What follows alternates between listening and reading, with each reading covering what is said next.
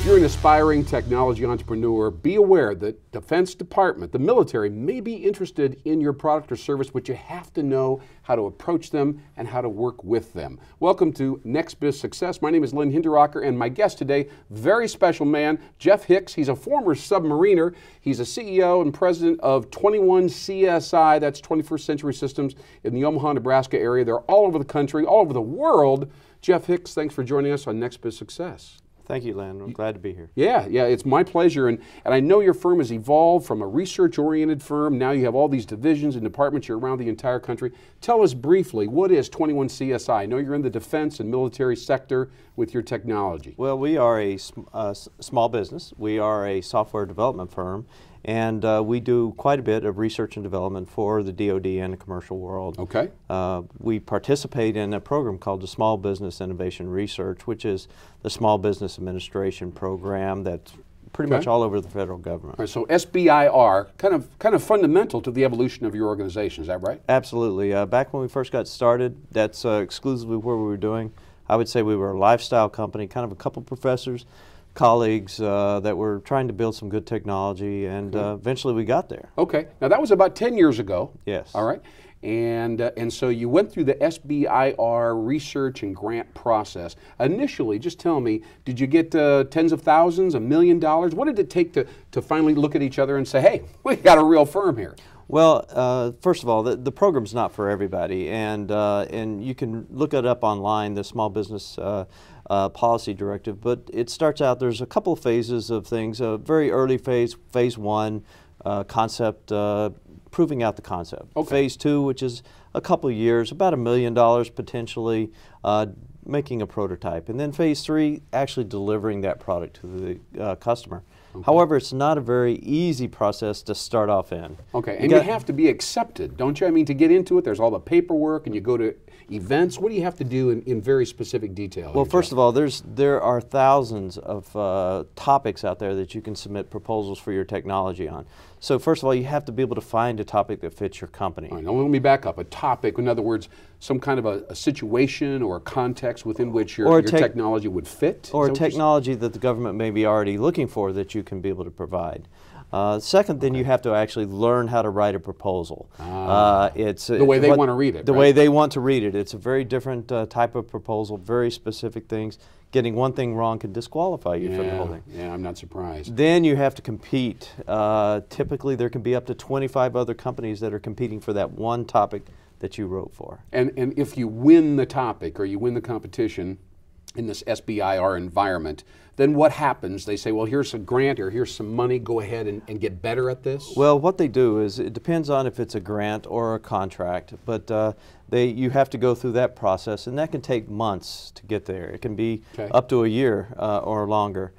Then you have to do the research, but there are a number of things that have to go along with that. Okay. Accounting systems, you have to have a compliant accounting system. Potentially, if it's classified work, you have to get clearances, so you have to be able to set up a process for that. A number of different other things that the government requires small businesses to be able to have. But you grow into that it's an evolutionary thing. Exactly. Now, I know that there are people that are watching this video podcast, and maybe they're brilliant software developers, and they aspire to do something similar to what you have done.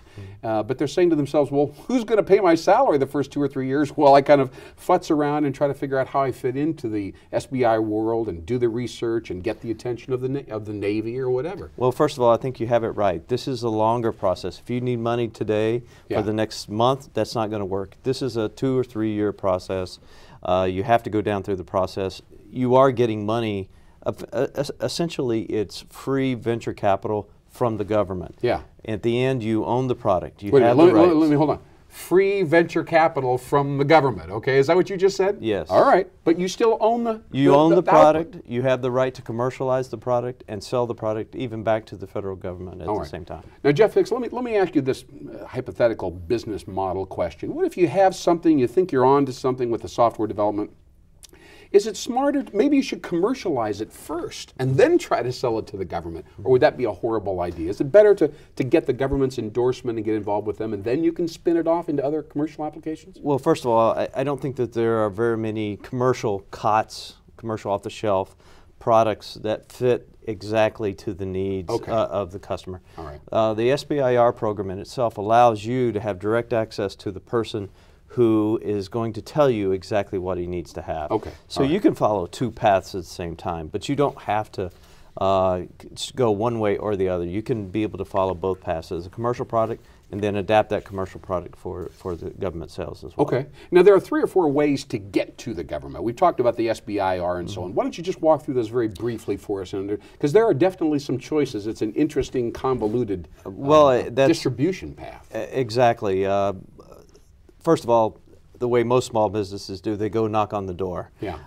The problem is while you're knocking on the door, it's very hard to keep doing your research and development, and that costs a lot of money. Being able to partner with someone so that they can be able to get your technology in the door. Sounds like a better idea to me. Well, it is, but all small businesses are usually concerned about being taken advantage of. But you have to get to that trust level. And then finally, selling your technology to allow somebody else to incorporate it to extract the economic value, obviously, but it may be better for the small business because you can extract more from for yourself. So they basically take your product, weave it into a larger product or a system that they're reselling possibly to the military. Is that what you're getting at? Oh, absolutely, yes. Okay, all right. So interesting choices and probably, as you said before, something you can do maybe several of those, right? You can do them simultaneously. Absolutely. We have about 30 different projects at any given time going on in our company, very early stage, really late, all the way to mature fielded products. And so you have a variety of different ways that you can be able to work those depending upon the project itself. And very quickly, 10 years down the road now, are most of your revenues military? I know you have some commercial applications that you're moving into aggressively as well. Is that the direction of the future company then? I think our company is actually set up to continue to do the research and development at SBIR, continue to work with the federal government, and then the commercial. So I think that it'll be a good balance. Okay. Great. Well, Jeff Hicks with 21 CSI in the Omaha, Nebraska area, but really all over the world. Your technology is guarding the borders of Jordan, for Pete's sake. You guys are everywhere. Thanks for joining me. I know that a lot of our viewers are going to really find this information very instructional. You're going to save us all a lot of time. My name is Lynn Hinderrocker. This is NxBizSuccess. This is the way. There are many specific ways. You got to do it just right if you want to transfer your technology into the military sector. Thanks for joining us. Keep on going and keep on growing.